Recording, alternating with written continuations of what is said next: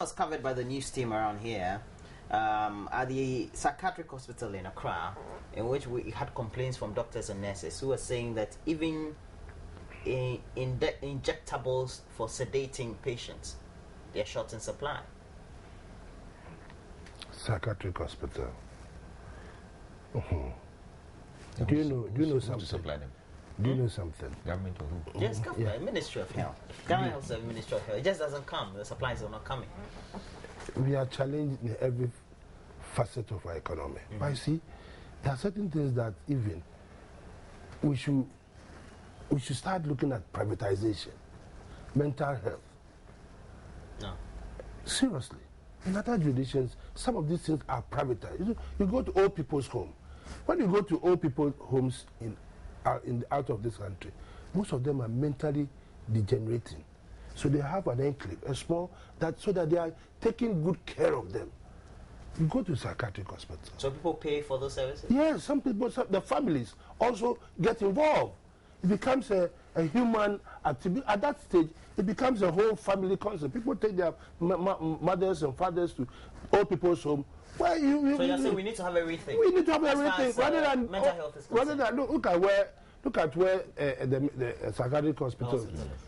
It's on the main street. It's on the main street, and that place even. It should be in the secluded area. It's a secluded. I mean, so the environment should be conducive enough for that they can even walk, take a walk in the woods, and have some fresh air. And you know, so that it can even recover. It can even recover. But look at where we are in the world, as a prison. we treat that like a prison. We treat that as a prison. You know, so Roland, it's not a matter of supply. So in that environment, you are chained to the wall.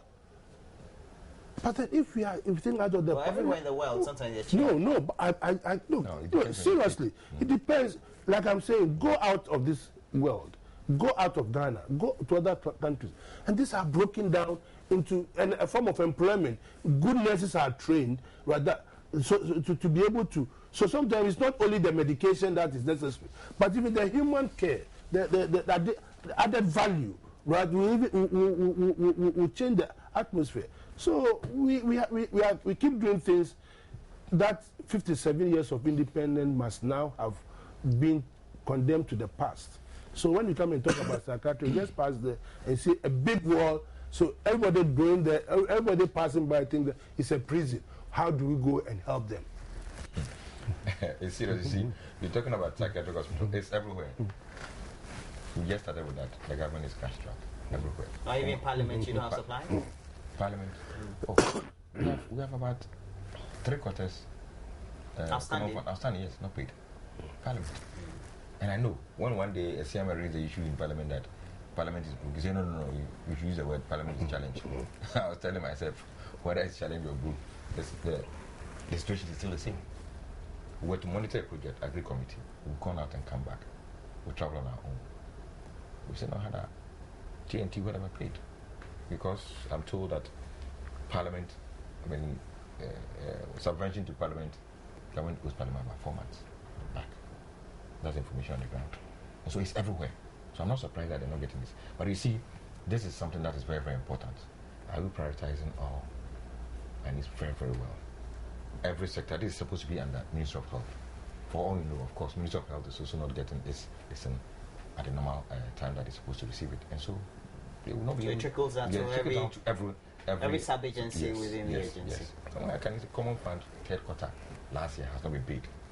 And then we have fourth quarter standing, first quarter this year is gone. So everything. So you are an MP, you are in your constituency. Something happens, the MC is there, we don't go to the MC, it's you the MP. And so if we are not... You are the big man. No, but the MC somehow may be bigger than you. You see, out of the total money that comes into that constituency... You're not talking about money, you're an MP. A big man. You see, when the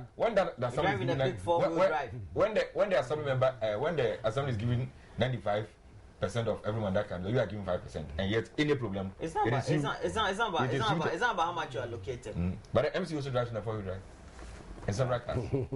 So it is the current financial situation that we find ourselves. That is why probably I don't think that they will have the money and will not go and buy these drugs and not supply. Probably the funding is not really available. That is why they are in this situation. But we're hoping and believing that government, of course, all of us will pay our taxes when they are due. Government will collect the money and pay those statutory payments to the various organizations on time. Else, this problem will continue to recur.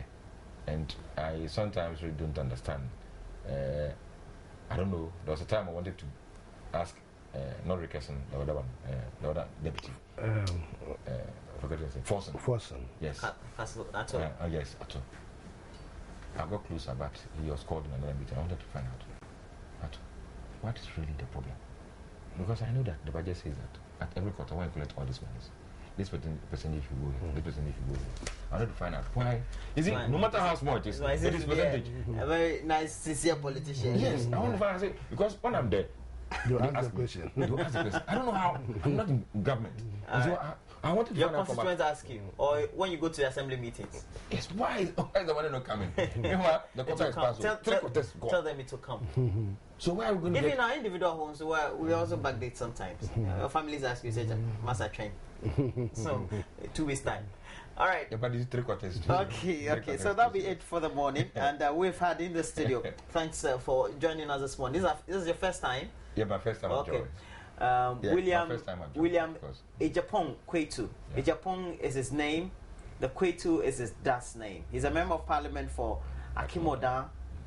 Thanks for joining us. Thank you too. Okay. And Joseph Niadekoka. How are you preparing for that election? You know, there's a gentleman. I need to remind you. Maybe perhaps you don't know him. Henry Manley Spain. Is it Portugal or what? Okay. No. You see, sometimes you don't guess the name right. So I want to. Henry Manley Spain. Yes. He will be contesting you for the position, chairmanship of the NDC. I don't think. NDC. I don't think I should be bothered at all. Okay, yeah, cool. That's right. Okay, the politics hasn't started. So you wait when you start, and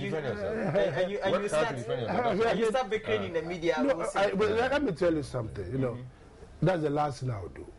Okay, I mean, Rona, you know me. Okay. I mean, Adekoka is an institution. Yeah. It's an institution, right? So I don't have to bicker. We wish you all the well, though. He's the chairman of the NDC Greater Accra. And when do you hope to start the whole process of doing the electioneering, starting from?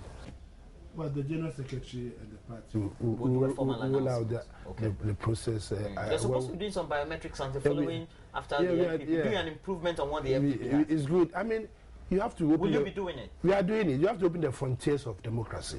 It's very important. Like I said, 4 years is not. We as a people have to start thinking. Look, do we have to have a one-term president? Maybe 7 years, like the French. 7 years, 8 years, and then you are gone. So that we have a long-term solutions to our situation. The same thing happens to be the political parties. Look, for the past 4 years, both political parties have not governed this country. No. But to do politics, who is the flag bearer, who is the executive constituency, that is why for me I'm not perturbed. Because after a few years or so, there's a need for you also to move on in life. But people think that, look, everything is politics. No, there's life. We just lost our deputy regional organizer yesterday. I was with her in my car in Kintampo. We sat, we laughed, we hugged, we ate together. I gave her money to continue a journey back to Accra. 2 hours, the person is dead. So what is life? For us to come and sit down and hold people's throat and we are talking about Mali, Spain and that kind of thing. It's irrelevant. Okay, so that was it for the morning. Well, a typical politician is trying to fend off. It's irrelevant. It's irrelevant. Okay, the contest is so that was it for AM Talk, and thanks also for joining me. Many of you have been getting interactive through the pages we have on Facebook, joining us on TV, and through the short code 1760. You're still watching the AM show. Is brought to you by Mixi Coffee.